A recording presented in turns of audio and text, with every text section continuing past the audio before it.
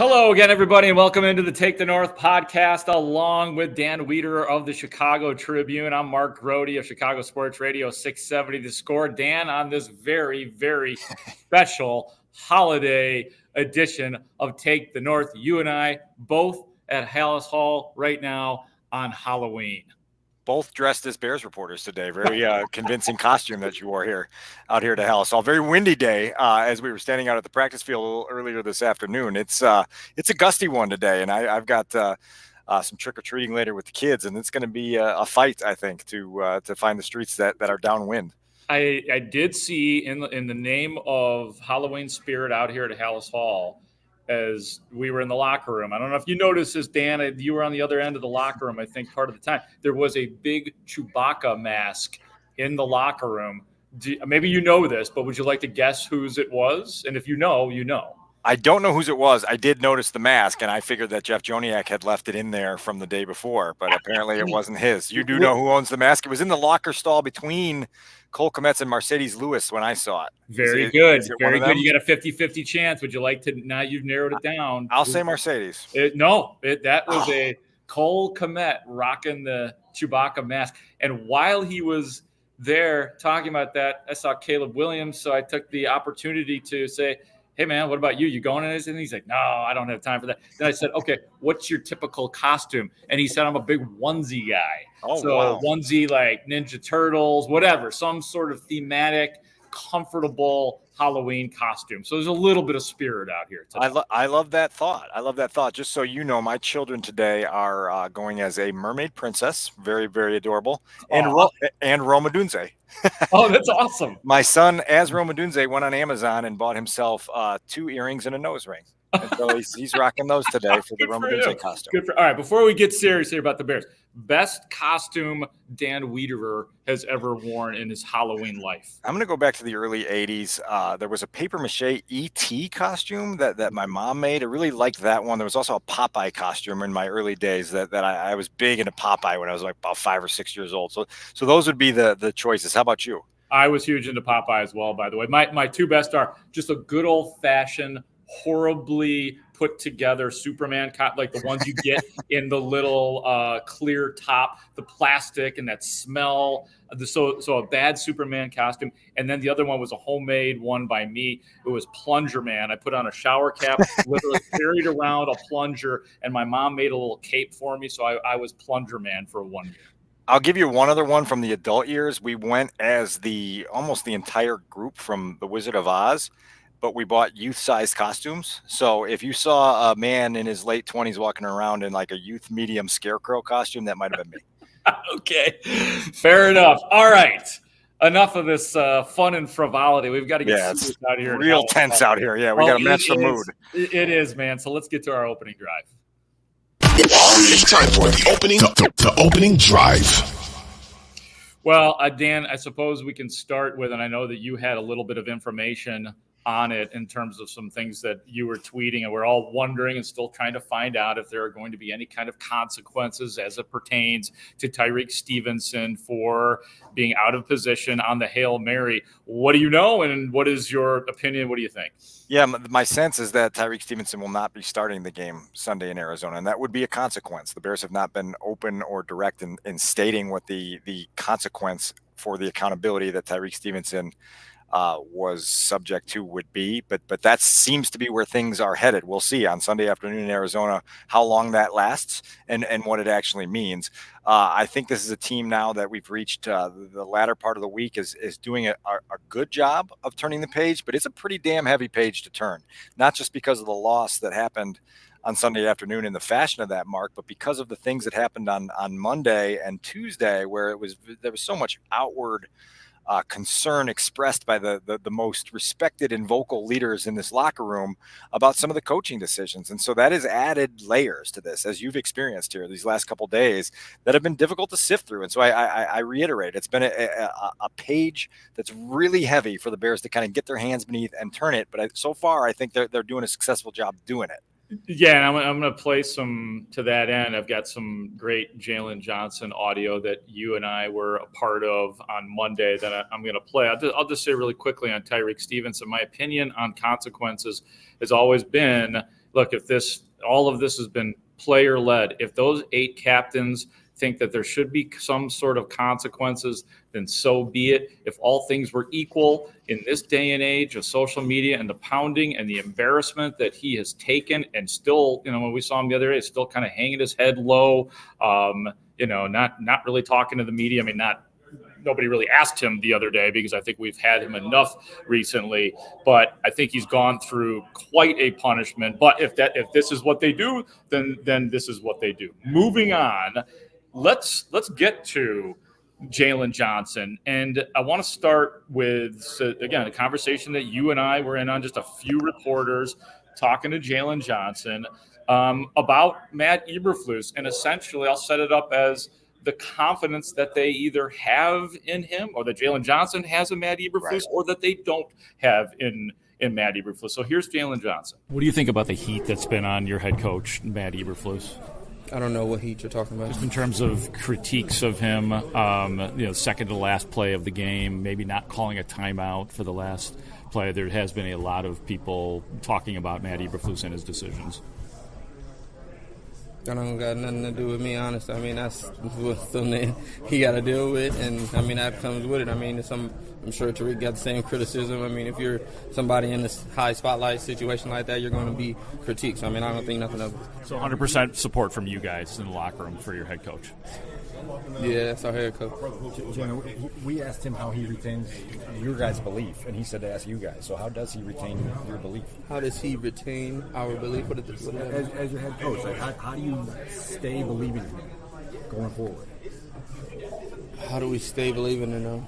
I mean, I thought that's quite honestly part of the job, you would think. I mean, as long as somebody's your head coach, I mean, same thing with, in a sense, the quarterback situation when everybody asks, are you behind Justin? He's our quarterback, he's who we're going with. I mean, so at the end of the day, whoever's in that position, whoever is in our locker room, whoever our coaches are, I mean, that's who we believe in. That's who we trust to lead us to the championship at the end of the day. It's not the most ringing endorsement, Dan, of the head coach. And now, hearing this again, and him talking about Justin Fields, because we asked him about Justin Fields so many times, it makes me wonder how much he actually supported Justin Fields last year as well. But, I mean, asking him about Flus, saying that, it has nothing to do with him, that he's got to deal with that, saying that he supports him because he's our head coach. I mean, that's an employee, respecting his boss because he has to. Yeah, we heard the audio there, Mark, but there was also the visual that you and I took in there when you asked him that direct question on his support for Matt Eberflus and the look he gave, and he said, yeah, he's our head coach. It was almost like, read my eyes, not my mouth, and that's the way I walked away from that exchange, being like, okay, I it is what it is. The other part that you just mentioned is essentially what you hear in that last bit of audio from Jalen Johnson is that he is supportive of Matt Eberflus because Matt Eberflus is the occupant of the office that says head coach on the door. Not because he says, I love the way he teaches, I love the way he leads, I love the way he picks us up when we're down. He has the office that says head coach on the door. And so I'm going to be a pro and believe in him because that's who the organization is hired to hold that role for now. And when he references Justin Fields, I mean, you can read between those lines for 3 hours and understand exactly what Jalen's inferring there. Look, that's one player in a 53-man locker room, 15-man practice squad. You're never going to have universal support, but this is one of your most respected leaders. It's one of your best football players, and his expressions are married up with the things we've heard throughout the week from Cole Kmet and Kevin Byard and DJ Moore and the others that have been very forward in expressing some of their concerns about coaching decisions and methodology.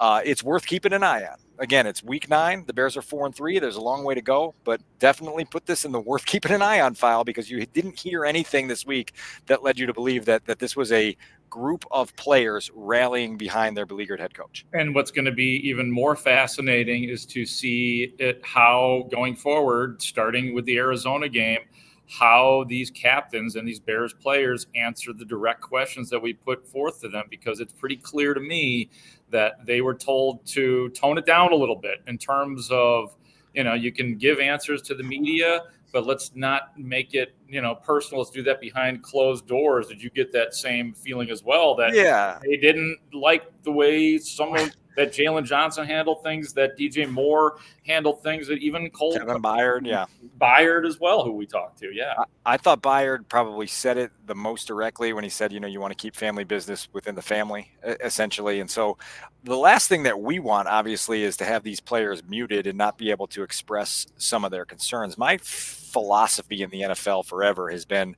this is a grown-ass man's league. And if you're not strong enough to hear criticism of you publicly, you're probably never going to win a championship. And so I always kind of bristle at the hypersensitivity of coaches, refusing to criticize players, or players feeling apprehensive of saying anything about their coaches. The latter is a little bit more sensitive because that speaks to job security. But listen, like, if it's right out there on the public stage and everybody knows the mistakes that were made and the mistakes have been addressed and talked about, there should be no harm in talking about it. And the Bears have done a good job this year of talking about it. And I think it's been really, really informative and helpful to the outside world. It's been informative and helpful inside the building for them to hit the problems head on.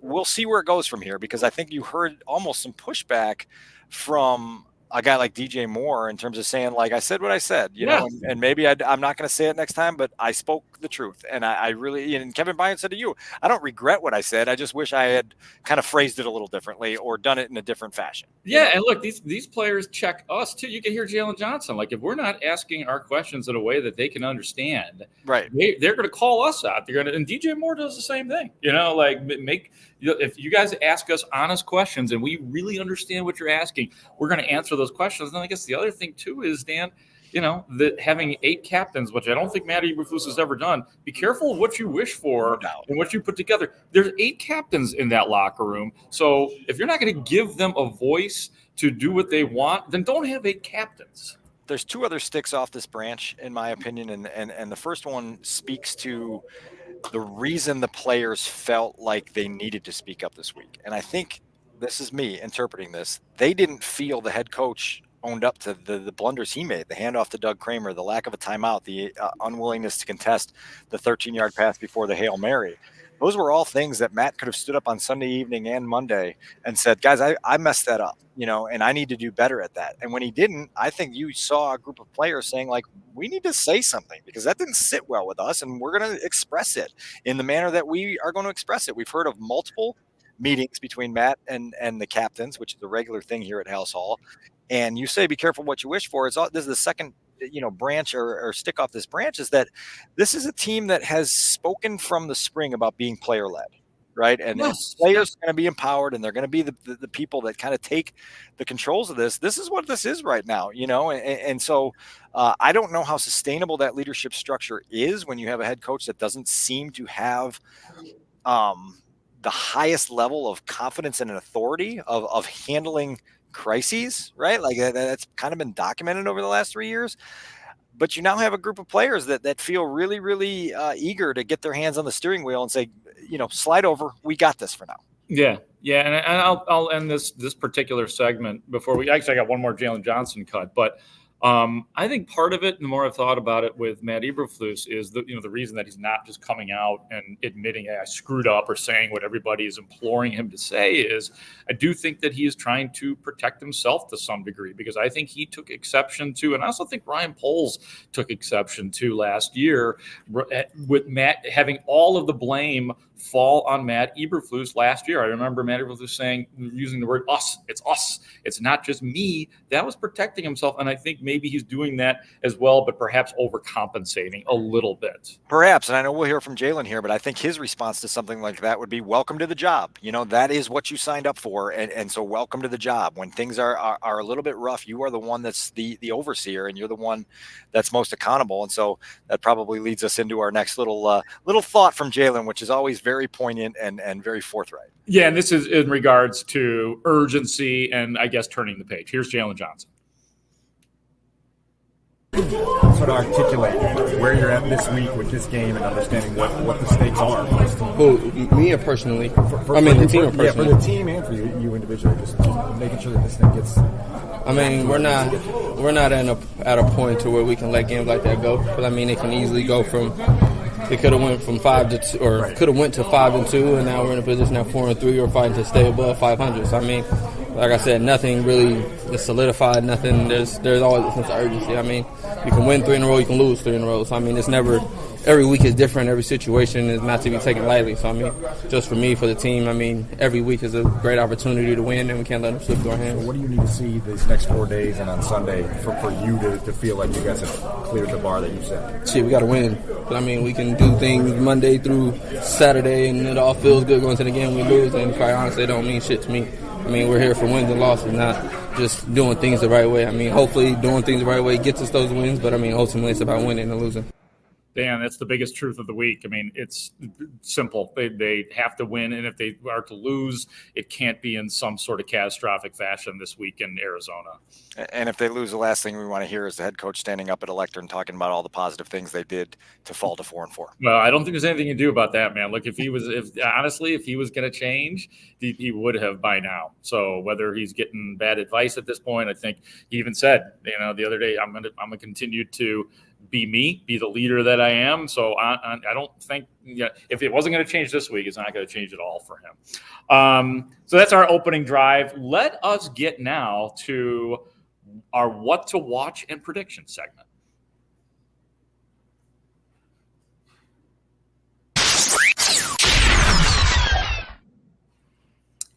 Dan, let's get cooking, baby. What 3 things to watch by Dan Wiederer? All right, we'll start this off with an offense that needs to get off to a faster start. I'm going to go through the opening drive of the first 7 games for you for the Bears. 3 and out, field goal, missed field goal, punt, 3 and out, 3 and out, 3 and out. There's a trend there, and it's a trend of an offense that has not gotten off to a good start, an offense that still only has 10 first-quarter points on the season and has not been able to get itself unlocked. Now facing an Arizona defense that isn't that good. The Cardinals are 26th in the league against both the pass and the run. They are the worst team in the NFL on third down. You better have an opportunity here to get yourself going. Be the team that scores first for once. We've been talking about this for weeks. It's time now for the Bears offense, Shane Waldron, Caleb Williams, everybody else around them to get off to a quick start. No doubt about it, and I am looking forward to getting to your second, but I think this is a perfect opportunity right here to hear from Kerry Joseph, because we were both asking Shane Waldron questions today about why the slow starts for Caleb Williams. And to his credit, he was being specific. He was talking about, penalty, some poor passes and a bad snap that occurred or exchange with Caleb Williams. And finally, you and I were out here in the atrium at Halas Hall, where both of us are right now. And I think finally I got a good answer out of somebody, and specifically Kerry Joseph, the quarterback's coach, on why the slow starts for the Bears QB1.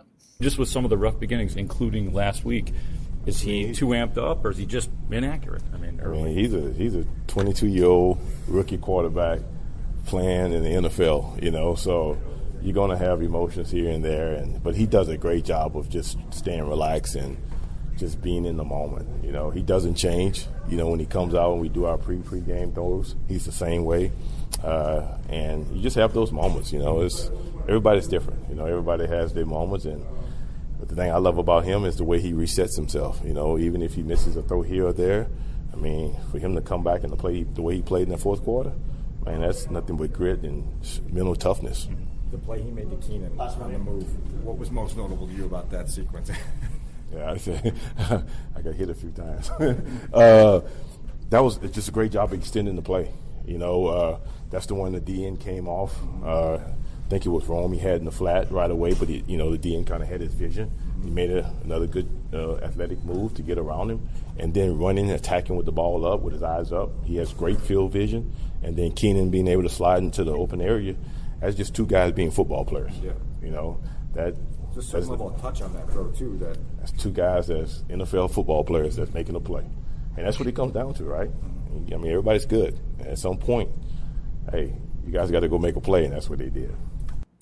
Yeah, and so in quick summary, he's 22 years old. Of course, no matter what Caleb has said, he's going to get a little anxious. He's seeing things that he's never seen before. And Dan, I know that play that you were asking about, you definitely put a star on that one. Yeah, we talked about that the other day at length because it was so special, and it's evidence of what Caleb can bring to the table in those moments where things are not going as drawn up.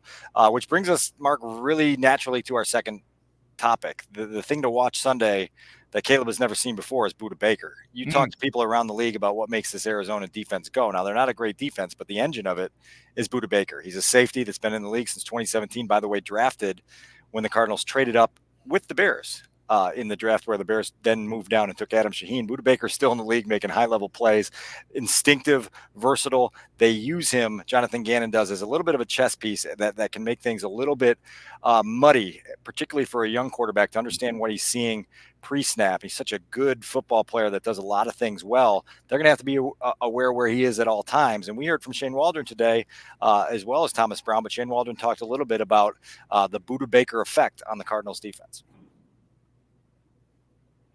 Around the league each week, there's a lot of great players on every team, and and then there's these unique players like Budda Baker that really set the tone, set the attitude, set the culture for a team and for a defense. And I think the way that he his ability to run and hit and cover, impact the game, run the alleys, going against him multiple times.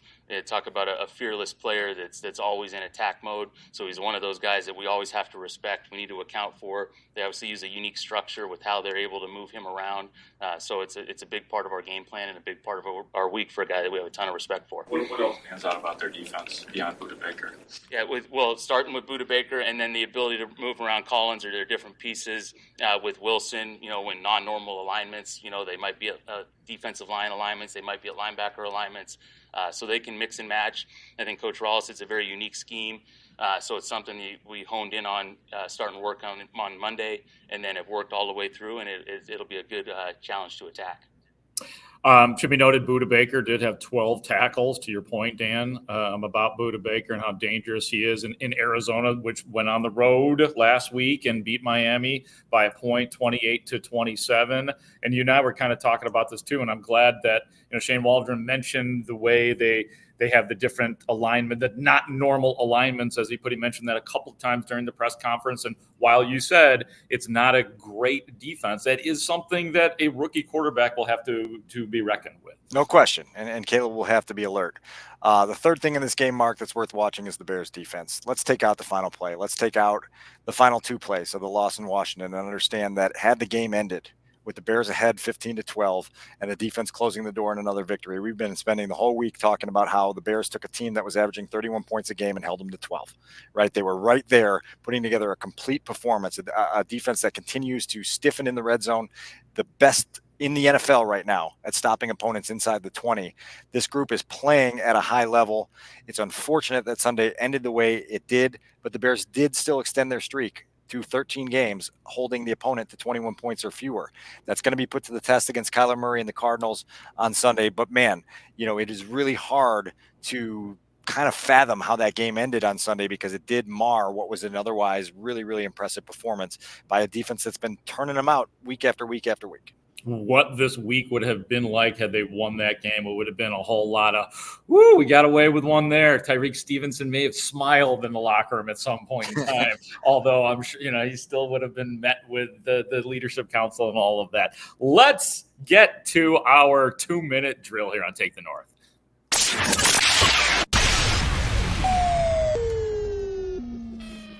I'm going to start with, a couple of guys that I know people have been wondering a lot about, and in particular, Ryan Bates, who is just beginning his practice window after being activated from injured reserve. We know how much the Bears like him. We know that Ryan Poles, tried to get him once, and he is on the team now.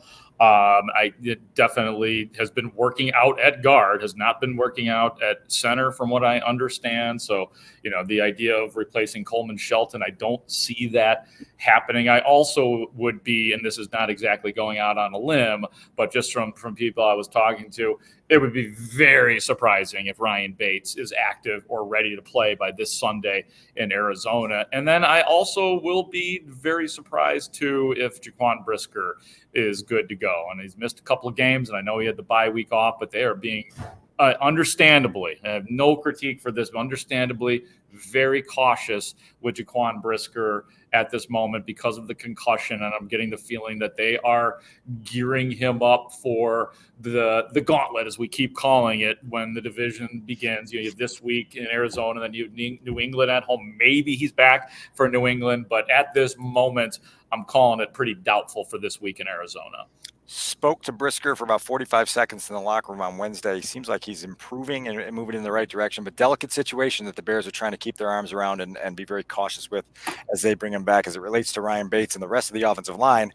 As you look at your injury report from Thursday's practice, Karan Amagaji still out with the calf injury, unlikely to play this week. Tevin Jenkins out today with the knee issue. Braxton Jones out today with the knee issue. So your left side of your offensive line is in flux, and you're going to have to find answers there. Larry Borum, name has come up a lot this week. Larry Borum, eligible to be activated back to the 53-man roster. I would expect that to happen before the Bears arrive at State Farm Stadium on Sunday. Is he ready to start?